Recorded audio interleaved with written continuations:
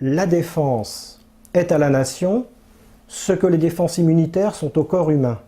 Et oui, il risque d'y avoir une hécatombe humaine en Ukraine, si les choses en restent là. Dans la construction européenne, d'abord, on sait que les concepts de la construction européenne sont d'obédience allemande, voire nazie même. Islam et CIA impliquent terrorisme islamiste. L'Allemagne est en train de prendre le contrôle de l'industrie d'armement européenne, et en particulier de voler l'industrie française. Alors le F-35 est un échec technologique cuisant, technologique et financier. Utiliser Windows aujourd'hui dans le monde de l'information qui se développe, c'est comme si on avait en 1936 fait fabriquer nos chars de combat par l'Allemagne nazie. Vous savez ce que disait Einstein? Il disait, je ne sais pas à quoi ressemblera la prochaine guerre, mais je sais que la suivante se déroulera à coups de cailloux. Bonsoir, bienvenue sur la libre antenne, donc lundi, mercredi, vendredi sur metatv.org. Et donc bonsoir évidemment à la régie, à tous les métanautes.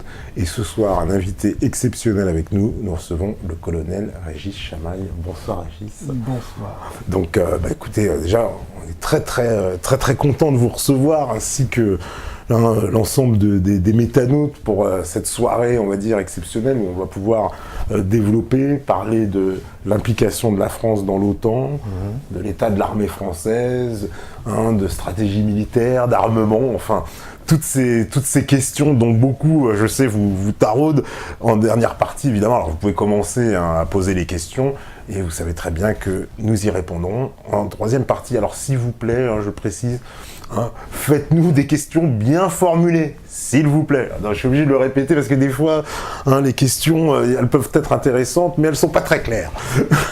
Voilà, en tout cas, bienvenue à MetaTV. Merci. Alors, on se tutoie, ne vous inquiétez pas, parce que certains des fois vont s'étonner. Donc, tu es un ancien colonel de l'armée française, oui, commandant d'une base aérienne.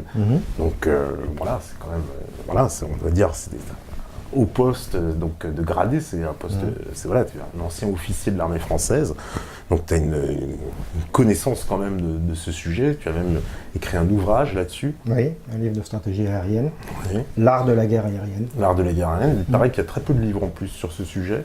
C'est le seul livre en français en tout cas, voilà. Récent, c'est le seul livre français récent de stratégie aérienne. D'accord, donc... Vous pourrez poser vos questions, évidemment, sur ce sujet-là. Alors, ce que j'ai envie de commencer, c'est d'aborder la question de l'état de l'armée française actuelle. Donc, évidemment, pour ce qui est du public, on a des informations qui ne sont pas très, j'ai envie de dire, pas très encourageantes en fait sur l'état réel de notre armée. Oui. Il semblerait qu'il y ait déjà pas mal de dysfonctionnements au niveau de la logistique, des engins, voilà, qu'il y règne un moral, on va dire, en berne, et tout un tas de problèmes. Alors effectivement, il y a pas mal de questions afférentes à l'état de l'armée française. Je voudrais commencer par rappeler des choses simples. Oui. L'article 1er de la loi portant statut général des militaires commence par une très belle phrase. Une phrase qu'il m'arrivait de citer lorsque, commandant de base, j'étais amené à devoir réprimander des subordonnés qui avaient fait des bêtises. Cette phrase est la suivante: l'armée de la République est au service de la nation. L'armée de la République est au service de la nation. Et quasiment là, tout est dit, toute la philosophie de l'armée française est contenue dans cette phrase. Aujourd'hui, comme ceux qui suivent un peu l'actualité le savent, il y a une volonté de détruire la nation et de détruire la République. Et par conséquent, l'armée fait partie de cette destruction.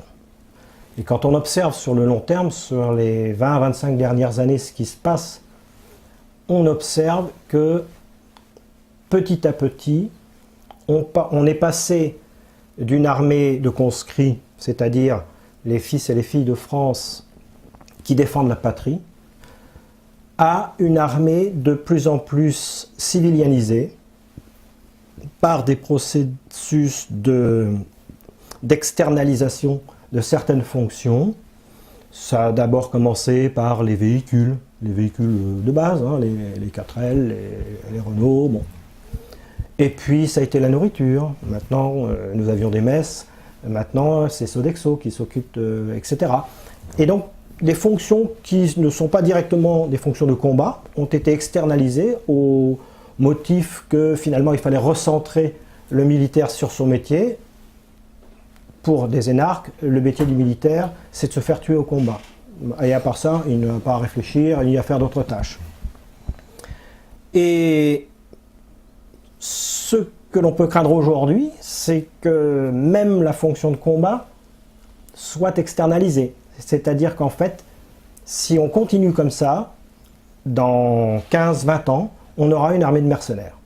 Il n'y aura plus d'État, il n'y aura plus de nation, il n'y aura plus de république, et il n'y aura que des mercenaires. Ce qui est l'idéal de l'oligarchie bancaire mondialisée, puisqu'ils ont en horreur les nations et les républiques, et leur monde idéal, c'est un monde de peuples remis en esclavage et avec des milices privées pour mater un peu tout ça. Donc voilà ça si vous voulez, c'est le long terme, quand on analyse tout ce qui s'est passé depuis 25-30 ans, c'est le chemin qui nous mène vers cela, vers une armée de mercenaires. Alors concrètement, ça se passe, cette civilianisation, cette démilitarisation de l'armée française, elle passe par plusieurs aspects. L'armement. Avant, nous avions des sociétés d'armement publiques.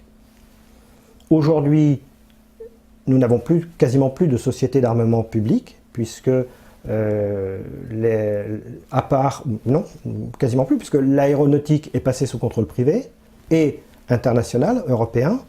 L'armement terrestre est en cours, puisque l'ancien GIAT, qui a été renommé Dexter, puis privatisé, va fusionner avec KMW, l'allemand. Donc en fait, les Allemands sont en train de nous voler notre savoir-faire. Et la marine, la fabrication de matériel de mer, la DCN a été renommée DCNS et est en voie de privatisation. Donc, du côté de l'industrie française, de défense plus exactement, la France est en train de perdre sa souveraineté. Elle l'a quasiment perdue. Du côté des personnels, j'en ai un peu parlé, externalisation des fonctions périphériques, et on peut craindre bientôt une externalisation des fonctions de combat. Ça a commencé avec le matériel, puisque le ministère de la Défense réfléchit au fait de créer des sociétés publiques-privées de leasing qui louera le matériel aux armées. C'est-à-dire que les armées françaises ne posséderont même plus leur matériel de combat. J'ai lu des articles qui allaient dans ce sens. C'est ça. Voilà, donc c'est tout. Et ça, c'est en train de se faire. Ouais. Donc voilà, globalement, eh bien, ce qui se passe, c'est tout simplement un abandon de l'armée française qui est consubstantiel de l'abandon de la nation et de la République. On détruit la nation, on détruit la République, on détruit le corps qui était chargé de défendre cette République. Et est-ce que ça a fait on va dire, ça a été un tournant le fait d'arrêter la conscription, justement? Bien sûr. Ouais. Ah oui, c'est un grand tournant. Un grand tournant, c'est un tournant philosophique. On peut toujours justifier des décisions sur le plan financier, technique. Alors vous avez des gens très forts pour ça, pour vous expliquer que c'est mieux d'externaliser, c'est mieux d'une armée professionnelle parce que ça coûte moins cher, etc. etc. C'est toujours ce genre d'argument qui est mis en avant pour masquer l'essentiel, qui est que la défense est à la nation ce que les défenses immunitaires sont au corps humain. Donc si on supprime nos défenses immunitaires, on supprime notre corps humain, donc on supprime notre nation. Et donc d'un point de vue philosophique, nonobstant tous les arguments techniques et financiers qui ont justifié la fin de la conscription, ou l'abandon provisoire, parce qu'elle n'a pas été, elle a été suspendue, hein, la conscription. Elle a été suspendue. Elle est juste suspendue. Pour justifier tout cela, eh bien, on masque l'idée philosophique qu'il y a derrière, et qui, elle, est très grave. Alors, parce que cette conscription, finalement, c'était une armée où les citoyens, en fait, quand même participaient à leur armée. Les citoyens en armes pour défendre la patrie, cette idée-là, elle date de Valmy. D'accord, oui. Les soldats de l'an 2, ça date de la République. Cette idée du citoyen en armes qui défend la patrie, eh bien, c'est abandonné depuis la conscription pour une armée professionnelle. Et donc, finalement, oui, ça va avec l'abandon de la patrie, l'abandon de la nation. On en arrive alors aussi autre information. Alors là, c'est le fait que nos forces combattantes aujourd'hui seraient réduites quasiment à peau de chagrin. On m'a dit qu'elles pourraient intégrer l'ensemble des forces combattantes pourraient être mises dans le stade de France. Pas tout à fait, mais pas loin. Disons aujourd'hui, l'ensemble du personnel des armées est à peine équivalent à l'état-major de l'éducation nationale. Donc, alors qu'il était beaucoup plus important. Avant, oui, il était, avec l'armée de conscription, il y avait une armée nombreuse. Et j'ajoute que, à propos de la conscription, que cette conscription avait une vertu qui était le brassage social, de faire du brassage social. Dans une même chambrée, vous aviez des gens de faibles conditions et des universitaires. Et ce brassage social était un facteur de cohésion du peuple français. Et ça aussi, on l'a abandonné. Et on en voit les résultats 25 ans plus tard, 20 ans plus tard. C'est très grave. Parce qu'aussi, il y a l'idée que, en fait, le fait qu'il n'y ait plus cette conscription obligatoire, finalement, on n'a plus vraiment de devoir envers la nation. L'armée, c'était pas aussi un moyen... C'était ça, oui, c'était, bien sûr. Oui. Il faut cotiser à la nation, à la collectivité. Voilà. Par le biais du service militaire, chaque Français, chaque mâle, parce que les filles n'étaient pas invitées au service militaire, mais chaque jeune homme était invité à cotiser, à donner une année de sa vie pour la patrie. Et symboliquement, c'était un facteur de cohésion très important. Mais, comme je le disais au départ, à partir du moment où l'idée générale est de supprimer les États-nations, eh bien, on fait ce qu'il faut, quoi. Hein. Oui, pour supprimer l'armée. Il faut supprimer tout ce qui est facteur de cohésion. C'est le cas de la défense nationale, de l'armée. C'est également le cas de l'instruction publique. On n'enseigne plus l'histoire de France dans nos écoles. On enseigne une espèce d'histoire thématique, contextualisée, un truc où un chat n'y reconnaîtrait pas ses petits. Vous voyez, donc tout ce qui crée du lien social, tout ce qui crée le sentiment d'appartenance à un groupe social est détruit. Et l'armée en fait partie.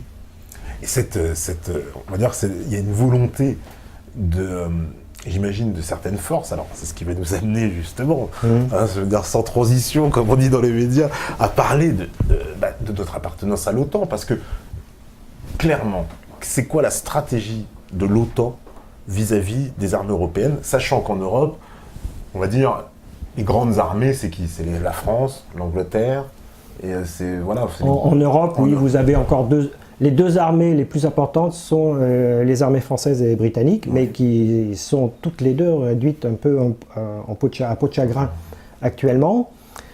Alors d'abord, l'OTAN est une organisation sous commandement américain. Il faut être clair là-dessus. Les commandements opérationnels et les postes importants dans la chaîne opérationnelle sont tenus par des Américains. La doctrine est américaine. La doctrine, c'est la façon dont on combat et dont on meurt. C'est ça la doctrine. C'est la façon dont on combat et dont on accepte de mourir. Et ça, c'est intimement lié à une civilisation, à des structures familiales, à des structures anthropologiques.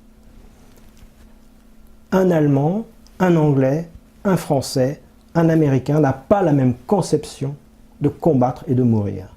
Aujourd'hui, nous sommes sous doctrine américaine, c'est-à-dire que nous sommes sous comment dirais-je, pire qu'influence, sous domination idéologique sur un sujet extrêmement grave. Premièrement, donc l'OTAN est sous commandement américain. La stratégie des États-Unis vis-à-vis des armées européennes, moi je l'ai vu venir à la fin des années 90, elle est en gros la suivante. Une armée coûte cher, et pour qu'elle soit cohérente, il faut avoir beaucoup de capacités diverses qui font cohérence. Toutes ces capacités font qu'une défense est cohérente, comme nos défenses immunitaires. Et l'idée des Américains était de dire, bon, vous les Européens, finalement vous êtes trop petits, seuls, donc vous devriez vous spécialiser, chaque pays devrait se spécialiser dans un pôle d'excellence, et l'ensemble de ces pôles d'excellence ferait que l'armée européenne, que l'ensemble des nations européennes, à elles toutes, auraient un outil cohérent. Genre, par exemple, les Français, ça va être la marine, les Britanniques, oui, l'armée ou même dans le cadre de l'armée de l'air, on pourrait dire les Anglais, le ravitaillement en vol, les Français, la lutte de guerre électronique, ou ce genre de choses. Ouais, on compartimente tout, si bien que aucune nation européenne n'a plus les outils de sa défense en propre. Et donc, c'est une stratégie de long terme qui vise à faire que toute marche arrière devienne très très difficile. Et aujourd'hui, le discours qu'on entend parmi certains officiers de l'armée française, c'est « on ne peut pas revenir en arrière car seuls nous ne pouvons plus nous défendre ». Et ça, c'est vrai, ça ou c'est... Je l'ai entendu. Ouais. Mais c'est-à-dire que c'est un mensonge qu'on pourrait plus se défendre, vraiment? Non, on pourrait récupérer notre capacité d'autodéfense en quelques années. Il suffit de hiérarchiser les priorités et de faire les choses et de mettre l'argent là où c'est nécessaire, d'en mettre déjà un peu plus, hein, puisque nous consacrons en gros environ 32 milliards d'euros chaque année pour notre défense nationale en dehors des pensions et de la gendarmerie, alors que nous consacrons 52 milliards chaque année à payer les intérêts de la dette, le service de la dette. Donc qui nous met en esclavage. Hein, parce que la dette, c'est l'outil qui permet de mettre les peuples en esclavage. Donc nous payons plus d'une fois et demie notre mise en esclavage vis-à-vis de l'oligarchie financière et bancaire mondialisée, et nous ne pouvons plus nous défendre. Et la France, donc, alors, les États-Unis, donc, dans cette stratégie, parce que quasiment aujourd'hui, je veux dire, les pays européens sont quasiment tous dans l'OTAN. Oui, ils sont tous dans l'OTAN. Ils sont tous dans l'OTAN. Oui. Donc, ils ont tous, on va dire, obéi à cette stratégie. Oui, tous, ils sont allés comme un seul homme. Alors, il y a des pays qui étaient plus ou moins volontaires, hein, et heureux de faire ça. La Hollande était très très contente d'être dans l'OTAN. Ça leur permet, pour un petit pays, d'avoir des postes de responsabilité bien payés à droite à gauche. Bon, la France a été réticente un long moment, et à partir de 2007, donc avec l'arrivée au pouvoir de Nicolas Sarkozy, qui était le premier sous-préfet de la région France de l'Empire américain, puisque avant Sarkozy, nous avions des présidents de la République, et à partir de Sarkozy, nous avons des sous-préfets aux ordres de Washington. À partir de Nicolas Sarkozy, la France est rentrée dans le moule. Sarkozy qui nous a réintégrés dans l'OTAN. Qui nous a réintégrés dans le commandement militaire intégré. Alors Chirac avait déjà fait un premier pas. Ouais. On était déjà revenu un peu dans le commandement militaire avec Chirac, et Sarkozy a fini le travail et nous a remis complètement sous commandement américain. C'était le général de Gaulle qui nous avait fait sortir. Le général de Gaulle nous avait fait sortir du commandement militaire intégré, mais pas de l'Alliance. C'est-à-dire qu'on était resté au niveau politique, mais nous étions autonomes. Donc on était un peu particulier, quoi. Nous avions notre liberté de choix, mais politiquement, nous faisions partie du comité politique de l'OTAN. Mais nous n'étions plus sous commandement militaire intégré, c'est-à-dire que nous n'appliquions plus les procédures de l'OTAN, nous n'appliquions plus les ordres opérationnels de l'OTAN, nous étions un pays souverain de ce point de vue, du point de vue de la défense.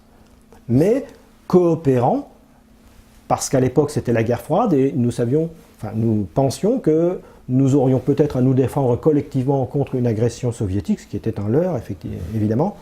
Et donc nous étions restés au niveau politique de l'OTAN.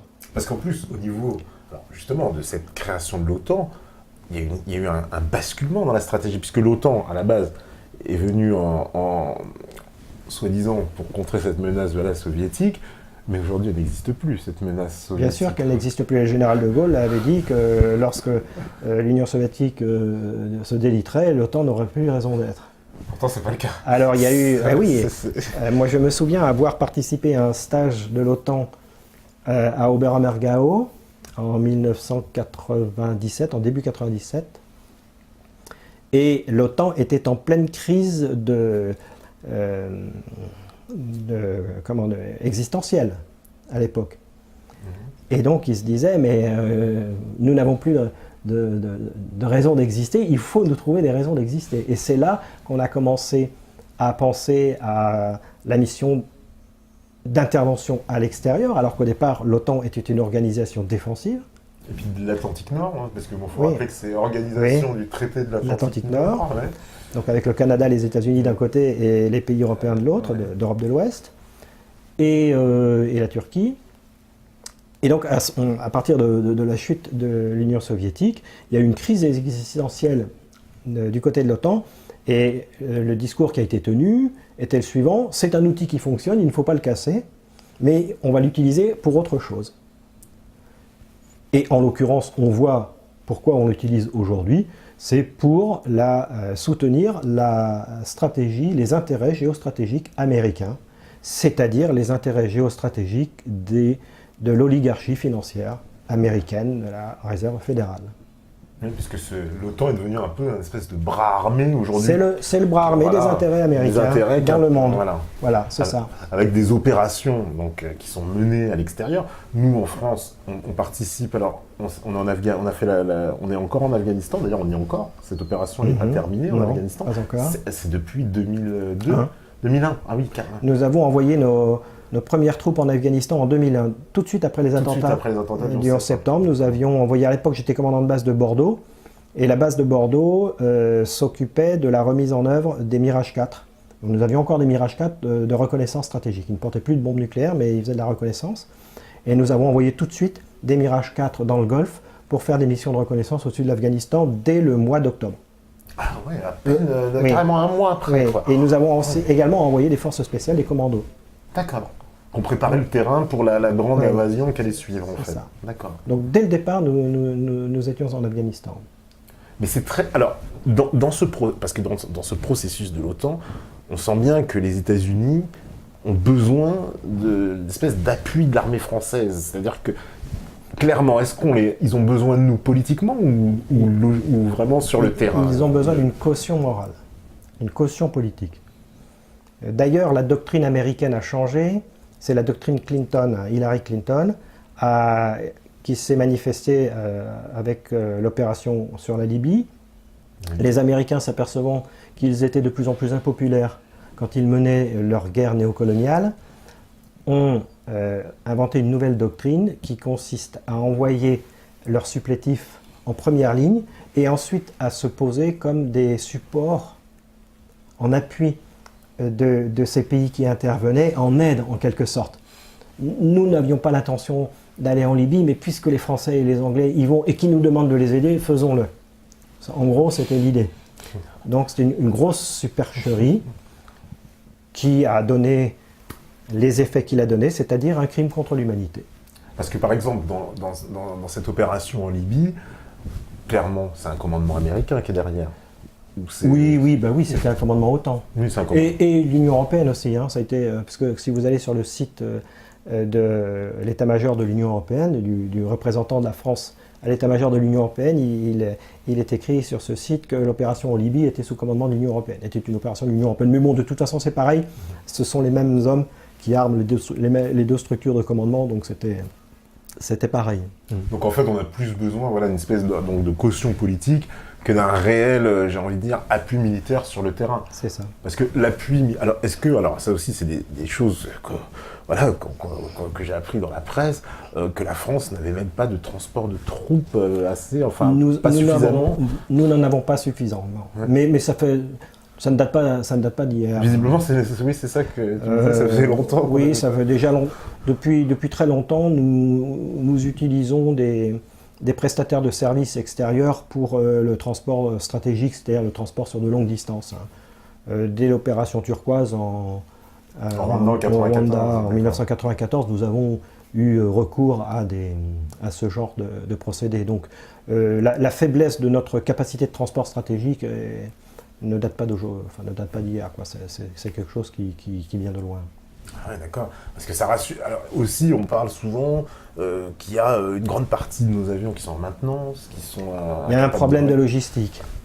Nous avons, si vous voulez, ce qui se passe dans les armées depuis plus de 20 ans, c'est une civilisation des esprits également. C'est-à-dire que les concepts de management civil sont entrés dans l'armée. Aujourd'hui, on parle de DRH, Direction des ressources humaines, pour une armée. L'homme n'est pas une ressource. L'homme est le cœur du système, surtout dans une armée. Et on parle de ressources humaines, ce qui est, sur le plan de la sémantique et de la philosophie, une abjection.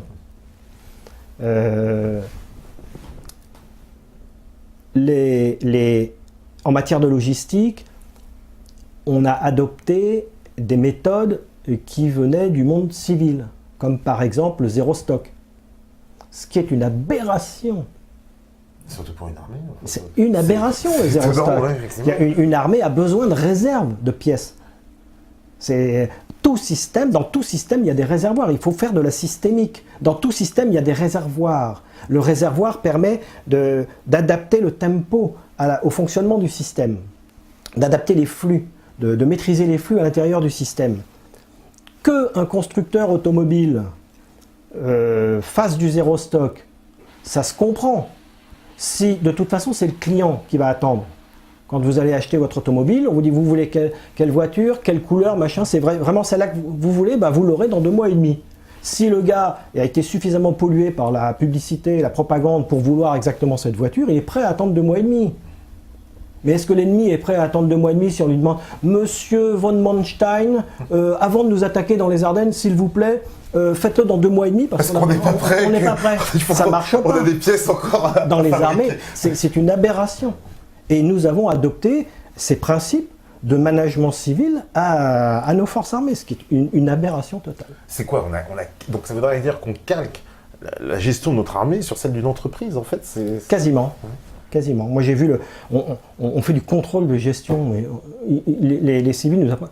Le contrôle de gestion, on réinvente l'eau tiède.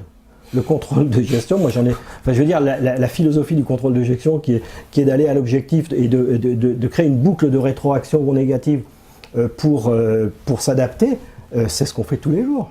Naturellement, c'est ce qu'on faisait depuis Sun Tzu, je pense qu'ils en faisaient. Et alors, mais sauf que là, on réinvente l'eau tiède et ça nous est enseigné par des cabinets de consultants civils. Enfin,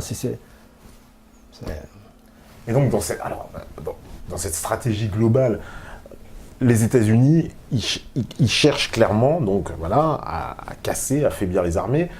C'est une étape de plus vers notre vassalisation totale. Oui, bien sûr. C'est parce qu'on a un pays qui n'est plus capable, entre guillemets, de s'assurer sa défense, parce que là, on se jette après sous le parapluie américain, c'est ça, on est... Diana Johnstone l'avait très bien dit à l'université d'automne de l'UPR l'an dernier. Oui.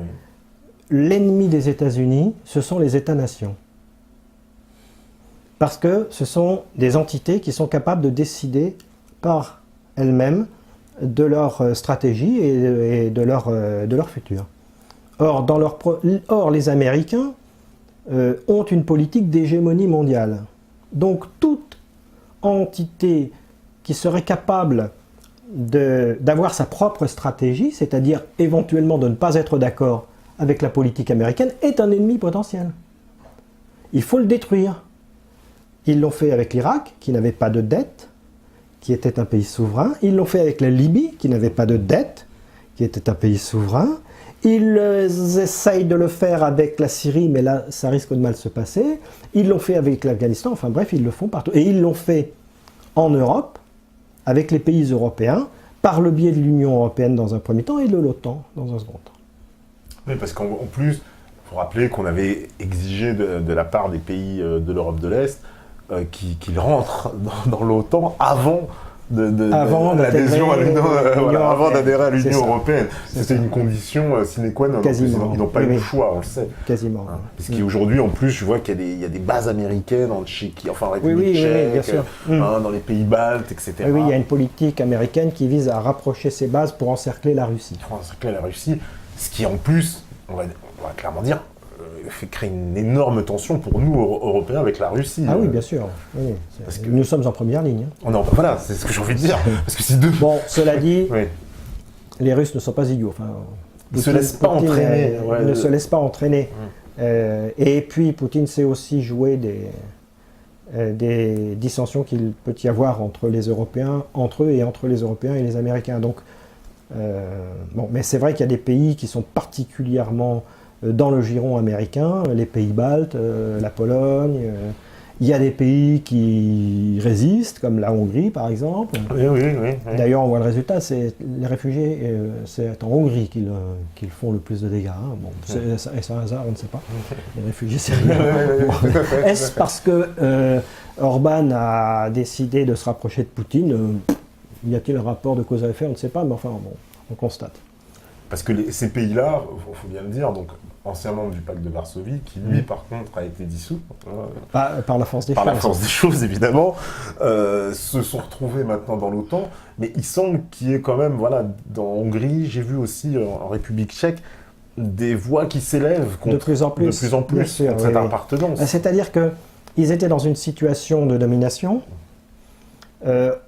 On leur a vendu du rêve.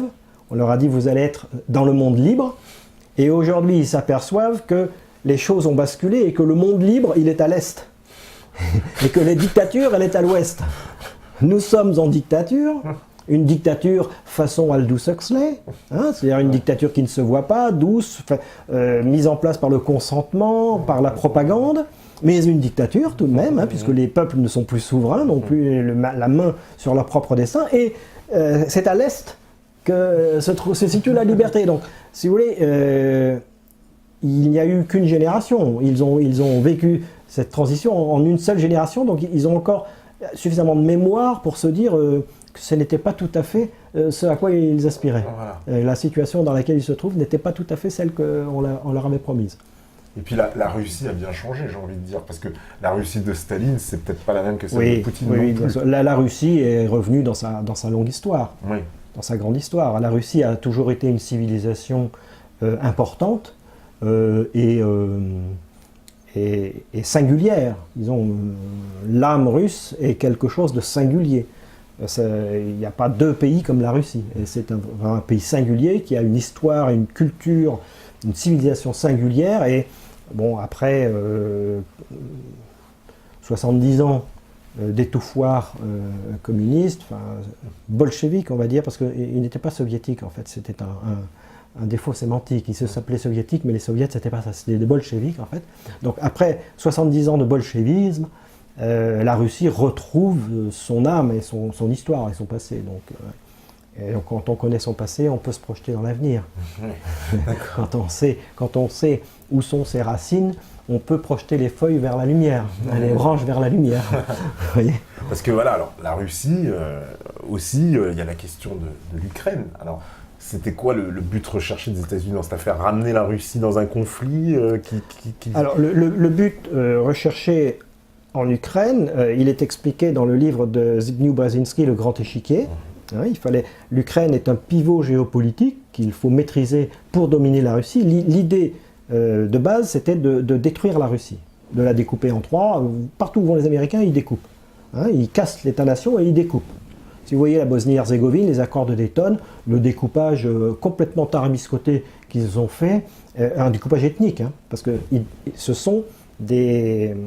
ont une civilisation, ils ont une pensée communautariste. Donc, pour eux, un découpage, il est forcément ethnique. Donc, ils ont découpé la Bosnie-Herzégovine avec des frontières tarabiscotées ethniques.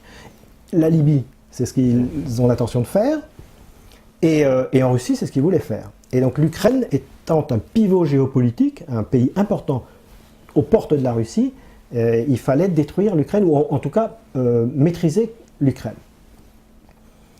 là, la Russie a évidemment réagi, et le peuple ukrainien également, parce qu'il y a une grosse proportion de russophiles, russophones dans l'est de l'Ukraine. Ils ont réagi. Il y a un processus de sécession en cours avec les provinces du Donbass et du Donetsk. Et à travers des provocations, les Américains ont tenté de faire réagir la Russie pour justifier une intervention armée. Mais la Russie ne s'est pas laissée faire. Elle n'est pas tombée dans le piège de la provocation, elle est toujours restée sur son quant à soi, avec évidemment des aides sur le terrain, des conseillers militaires. Vous savez, quand on aide un partenaire sans vouloir se montrer officiellement, on envoie des conseillers militaires pour organiser un peu les choses sur le terrain. Mais bon, il y a eu ce jeu qu'a joué la Russie, qu'a joué Poutine, et du coup, ils ne sont pas tombés dans le piège. Donc la stratégie américaine en Ukraine a échoué. Elle a échoué d'autant plus qu'on avait promis à l'Ukraine de l'aider, à Kiev. Or, l'aide n'est pas là. Et l'hiver arrive. Et l'Ukraine n'a plus de ressources énergétiques. Qui étaient fournies par la Russie. Elle n'a plus de charbon, ou très peu, et plus de gaz. À tel point que le ministre de l'Énergie a déclaré récemment qu'il a lancé un appel au peuple, en gros, en disant faites des réserves de bois pour l'hiver, de bois de chauffage. Ils craignent... Un peu rassurant pour les Ukrainiens. Oui, et oui, il risque d'y avoir une hécatombe humaine en Ukraine, si les choses en restent là. Donc le choix aujourd'hui de l'Ukraine sera de tirer la sonnette d'alarme et de crier au secours en se tournant vers Moscou. Je pense que c'est la stratégie que jouait Poutine. Attendre et voir, protéger les provinces de l'Est, qui aujourd'hui sont équipées de forces armées consistantes, bien entraînées, bien organisées, bien structurées, qui résistent bien et qui dominent les mercenaires américains ou autres de l'Ukraine de Kiev, et attendre l'hiver. Parce que de toute façon, là maintenant, les Ukrainiens, Kiev n'aura plus beaucoup de choix que de se tourner vers la Russie et de dire à l'aide, donnez-nous du gaz s'il vous plaît. Et gratuitement parce qu'on n'a pas les moyens de payer. Oui, parce qu'en plus ils doivent, dans anciennes factures, semble-t-il, c'est ça. Et ils n'ont plus de moyens. Et ils n'ont plus les moyens. Donc si voilà, on a détruit un pays, comme d'habitude. On a semé le chaos, on a détruit un pays en leur promettant monts et merveilles, et puis au final, bah non, il n'y a rien, désolé, débrouillez-vous. Et, on va laisser... et la population crève. Et la population crève. Est-ce qu'il y avait aussi dans cette stratégie américaine le fait de priver les Russes, on sait, du port de Sébastopol, qui est bien sûr, oui, hautement stratégique. Oui, clairement, c'est l'accès aux mers du Sud. Mais bon, là, je pense que bon, l'affaire a été vite... Poutine, lui, il a réagi... Ça a été vite fait. C'est quand même un maître du jeu sur cette affaire. Oui, c'est un bon joueur d'échecs. Un bon joueur d'échecs, ouais. Les Russes ont envoyé ont fait des sondages bien avant le référendum ukrainien pour savoir à peu près ce qui allait se passer. Et dès que le peuple a voté par référendum, ce qui est illégal au regard du droit international, hein. Ah bon? Ah bah oui, parce que l'Ukraine étant un pays souverain, s'il y avait eu un référendum, il aurait fallu que tous les citoyens... C'est comme si on faisait voter les Bretons pour une indépendance ou les Basques pour une indépendance. Oui. Au regard du droit international, mais bon. Et donc, dès que le peuple ukrainien, le peuple de Crimée s'est prononcé en faveur de son rattachement à la Russie, immédiatement, Poutine a envoyé des troupes en Crimée. Il a envoyé des missiles, des systèmes de missiles S-300, donc de défense anti-aérienne, pour protéger l'espace aérien, et des systèmes de missiles anti-navires, Bastion, qui sont probablement les plus performants du monde, avec les S-300, comme les S-300 sont les plus performants probablement du monde en défense anti-aérienne, des missiles anti-navires qu'il a positionnés le long des côtes. Vous savez que les Russes ont une grande expérience des missiles anti-navires. Ils avaient le système Styx avant, là c'est le système Bastion qui est le successeur du Styx. Et il les a fait placer le long des côtes, ainsi que les missiles S-300 sur les bases aériennes, de façon ostensible, de façon à ce que ce soit détecté par satellite, de façon à ce que tout le monde sache que la Crimée était défendue par des systèmes de défense très performants, à la fois anti-navires et anti-aériens. D'accord. Donc, pour leur dire, ne tentez même pas une intervention. C'est ça, c'est fini. Voilà. L'affaire est jouée, c'est plié, la messe est dite. Ouais, d'accord. Voilà. Parce clairement, la Russie ne pouvait pas se permettre, on va dire, de toute façon, de perdre cette... Ah non, non, la Crimée, stratégiquement, c'était se couper une jambe. La Crimée, c'était ultra stratégique pour la Russie.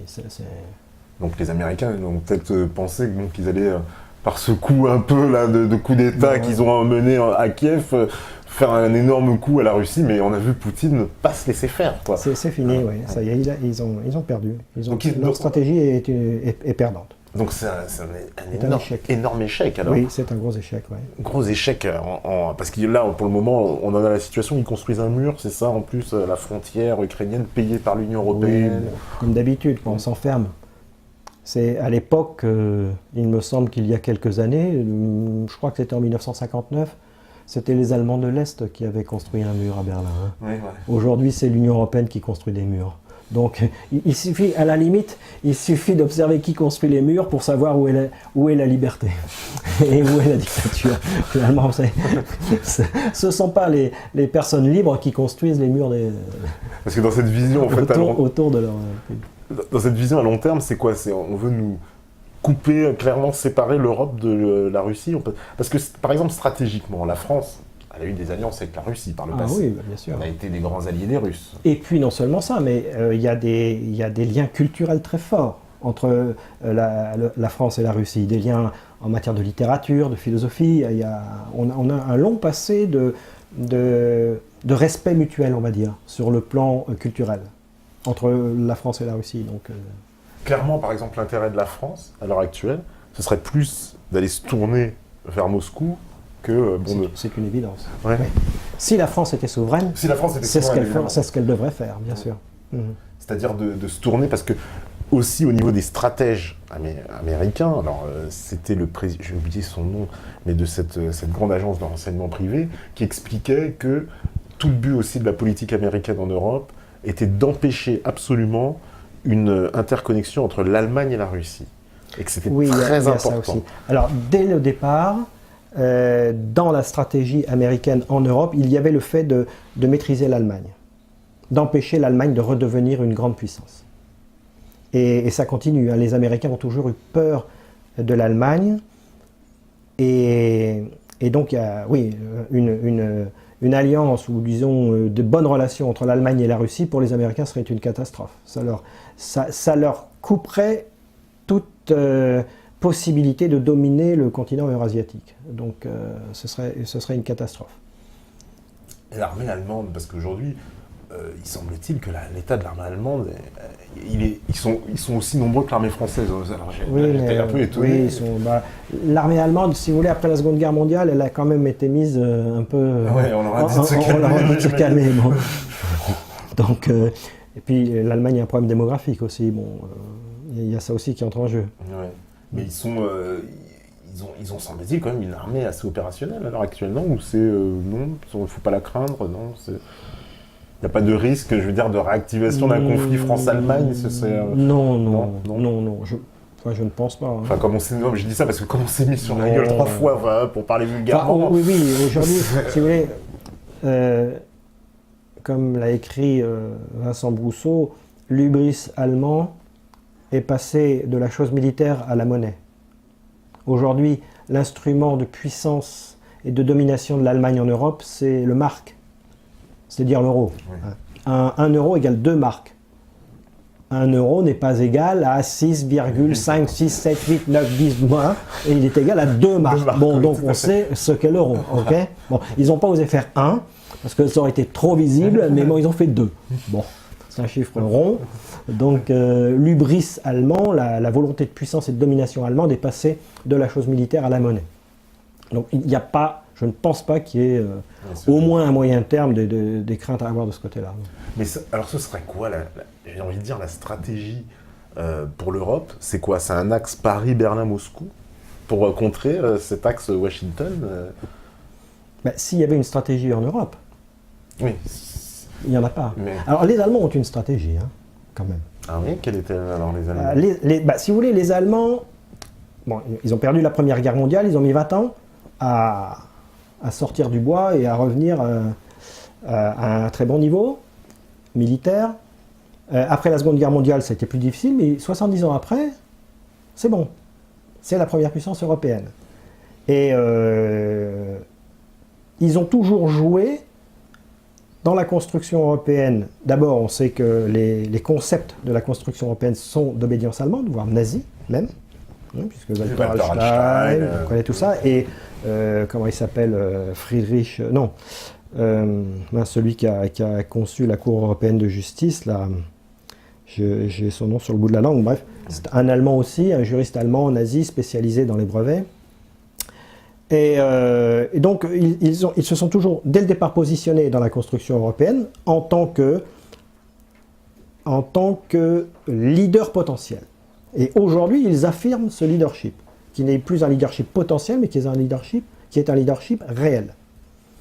Et le jeu de l'Allemagne a toujours été de faire profil bas jusqu'au moment, mais de placer ses pions avec une stratégie monétaire, par la monnaie, de bien placer ses pions de façon, le moment venu, à reprendre la main. Et je pense que les Allemands, quand je dis les Allemands, c'est la classe dominante allemande, c'est pas le peuple allemand, hein. C'est IG Farben, c'est les banques allemandes, c'est ça. Hein. La classe dirigeante allemande, celle qui a l'hubris surdimensionné, je pense qu'aujourd'hui, elle se sent capable de sortir du bois et d'affronter les États-Unis. Alors, il y a eu des tentatives qu'on a calmées, enfin que les États-Unis ont calmées. Probablement ont-ils des dossiers sur certaines personnes, la chancelière ou d'autres.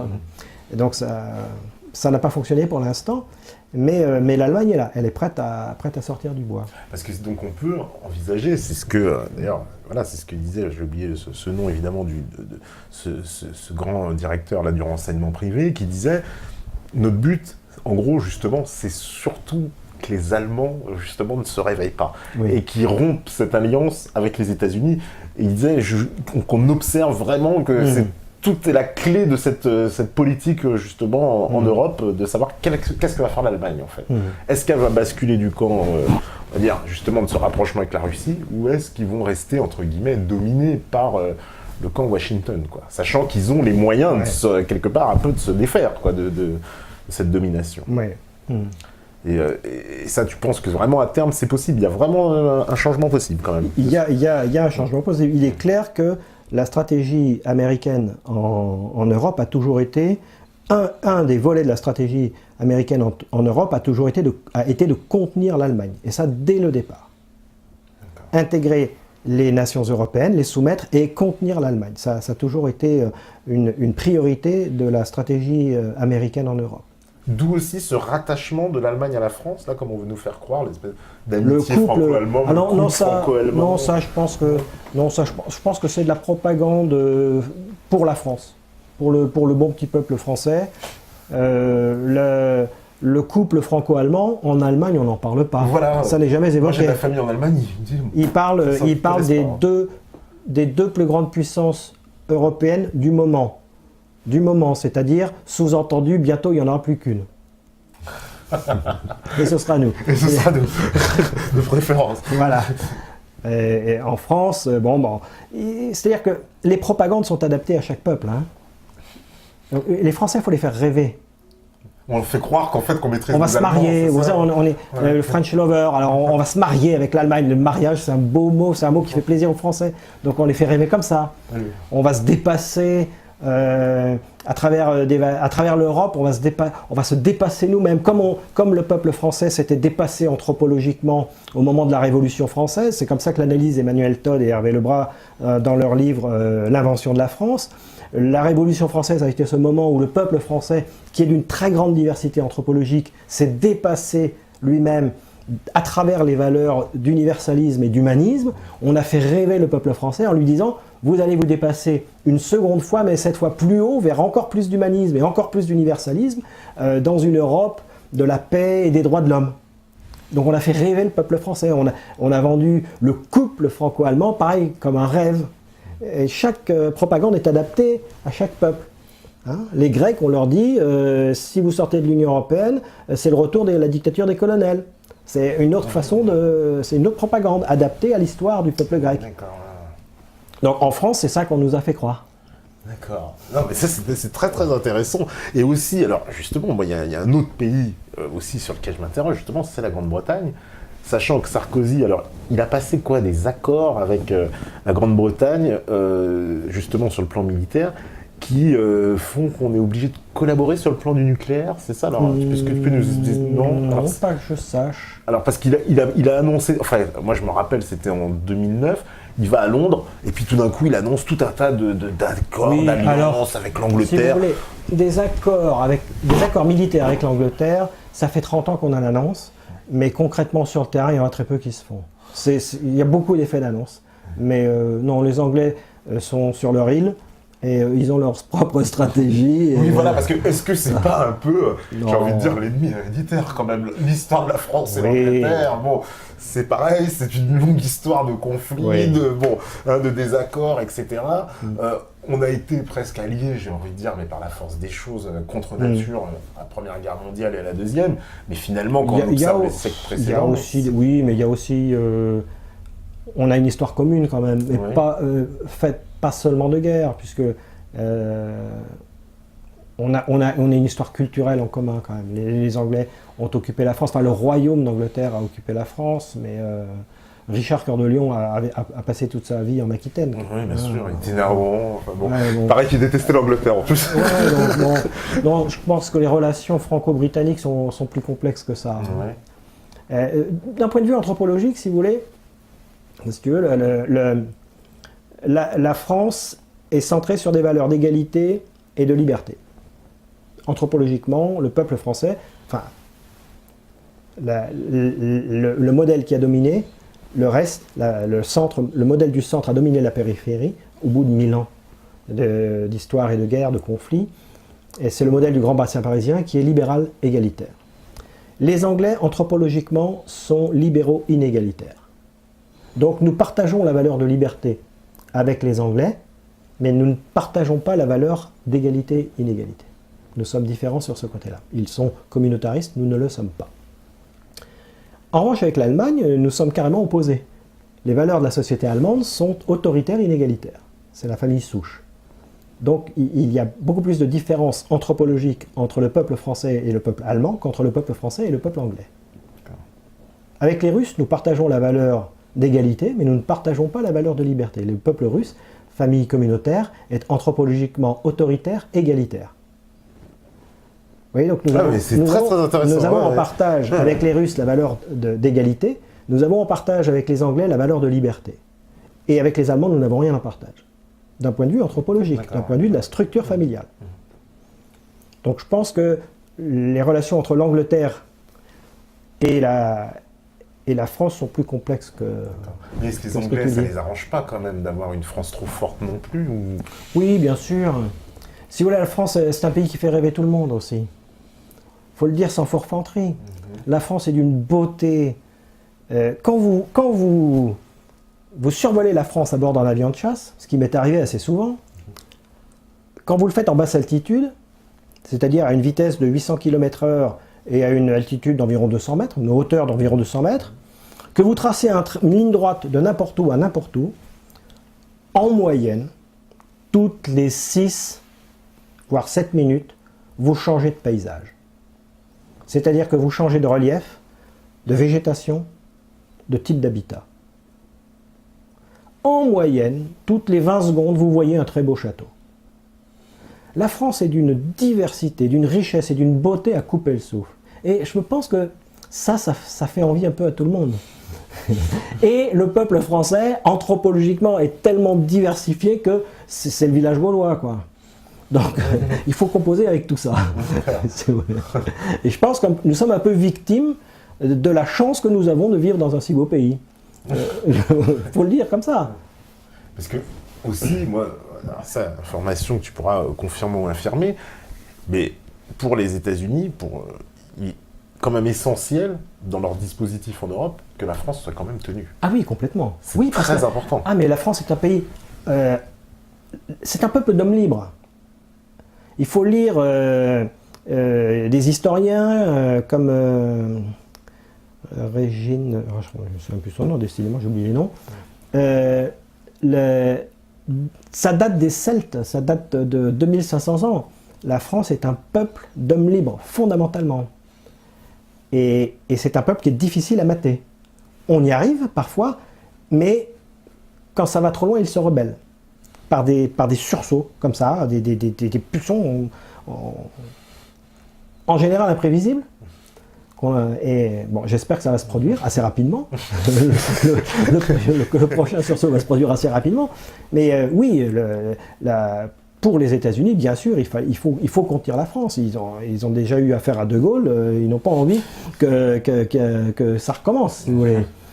Et d'ailleurs, il faut lire je sais pas, on le trouve sur Internet, le télégramme diplomatique envoyé par l'ambassadeur Rifkin à la fin de la première décennie du 21e siècle. Là, donc je crois que c'est un télégramme qui doit dater de 2008 ou quelque chose comme ça, 2007-2008, où il dit clairement qu'il faut que la stratégie américaine en France vise à détruire toute notion d'histoire, toute notion de racines, pour que le peuple français quasiment n'existe plus, soit coupé de ses racines et qu'il se sente américain.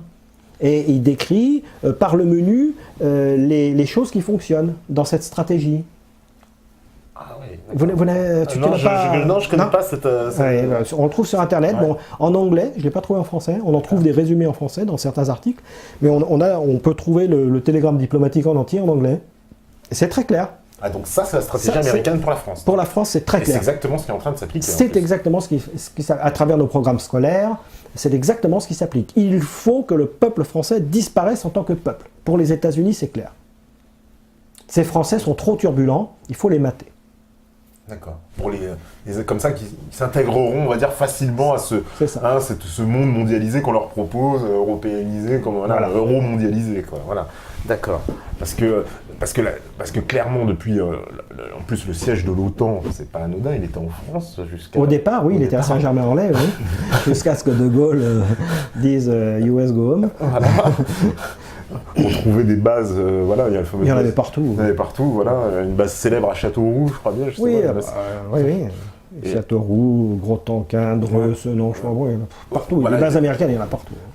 C'était partout. Donc il nous a rendu quand même un grand service, quand même, en les mettant dehors de Gaulle. Ah oui, bien sûr. Oui.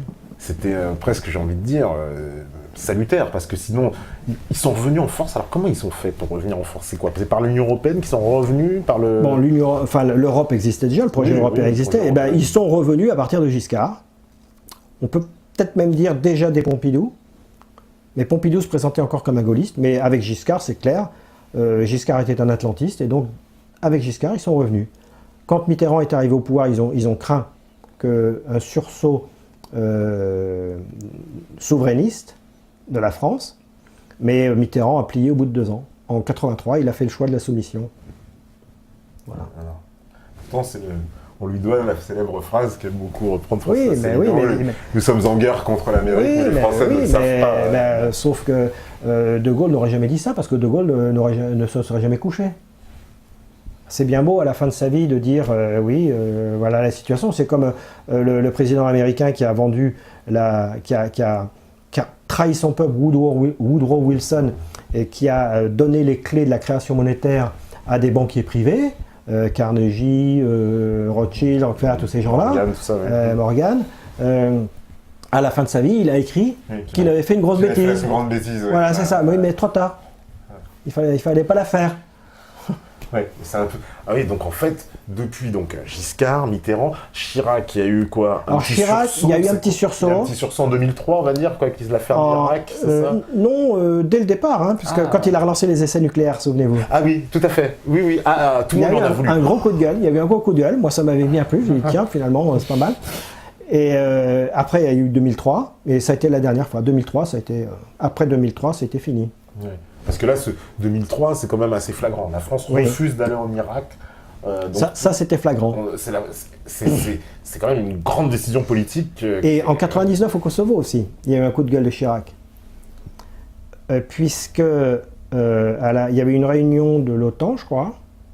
Oui, je crois que c'était une réunion de l'OTAN à Washington. Et les Américains, au début de la guerre sur le Kosovo, avaient deux plans en parallèle. Le plan OTAN et un plan spécifiquement américain. Parce que chaque jour, d'opérations aériennes, il y a un ordre de vol qui est distribué à toutes les unités qui participent, où toutes les missions sont décrites. Et donc, chaque unité lit dans le plan et dit « Ok, ça c'est pour moi » et prépare les missions pour l'exécuter le lendemain. Ça s'appelle un ATO, Air Tasking Order, c'est en américain, en anglais. Et donc, il y avait, pendant l'opération aérienne sur le Kosovo, il y avait 2 ATO. Un ATO pour l'OTAN et un ATO US Only, uniquement américain. Et ils ont commencé à bombarder les raffineries de Novi Sad et Pančevo. Et quand Chirac a vu ça, il était à Washington à ce moment-là, il a poussé un coup de gueule et il a dit si c'est comme ça, nous on quitte la coalition. La France quitte la coalition. Or, la cohésion de la coalition était la vulnérabilité stratégique de la coalition. Donc il a obtenu à cette occasion d'avoir un droit de regard et de veto sur les frappes américaines. D'accord. Donc on a quand même besoin de la France diplomatique. Non, mais je veux dire, quand la France est forte, et justement après ça, donc les Anglais étaient très jaloux évidemment, tout le monde était très jaloux que la France ait ce droit de veto, de regard et de veto, et les Américains ont dit plus jamais ça, on ne veut plus jamais ça.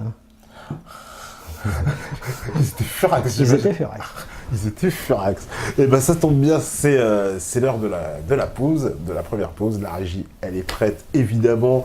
Vous êtes aussi au taquet, j'imagine que voilà, il y a déjà des tonnes et des tonnes de questions, mais bon, ça, on verra après.